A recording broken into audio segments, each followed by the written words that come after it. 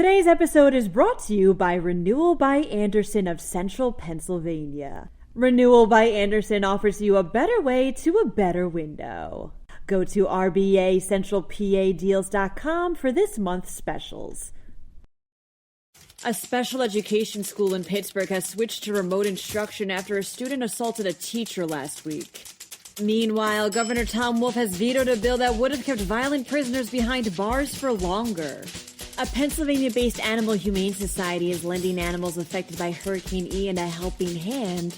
And these are the fried foods that Pennsylvanians supposedly drool over the most. I'm Claudia Dimuro, and you're listening to Today in PA.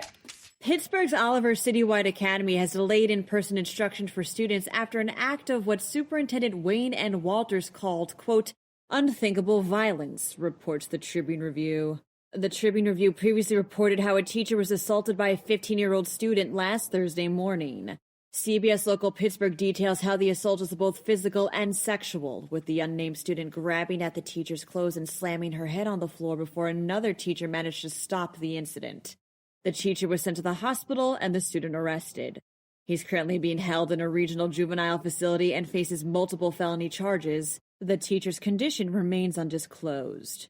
House Bill 146 is also known as Markie's Law and was named after an 8-year-old boy who was stabbed to death by a man who had been paroled at the end of his minimum sentence for homicide even after 2 separate assaults of other inmates while in prison, reports the Pittsburgh Post-Gazette. The bill's intent was to postpone consideration of a violent inmate's parole an additional 24 months following their minimum release date for each conviction of a violent offense while incarcerated. It would have also suspended consideration of an inmate's parole by another 12 months if the inmate tried to escape, smuggle contraband, or retaliate or intimidate witnesses while incarcerated. After the Senate passed the bill by a 41-9 vote and the House voted to concur with specific changes, Governor Tom Wolf as of Friday vetoed it.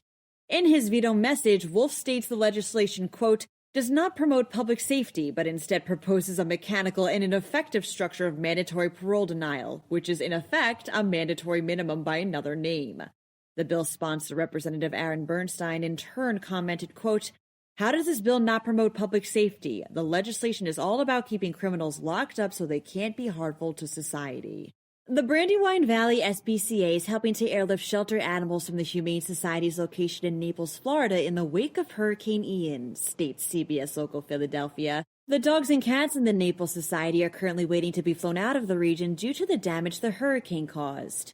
Over 400 dogs and cats have been rescued so far from at-risk areas, with even more expected in the storm's aftermath.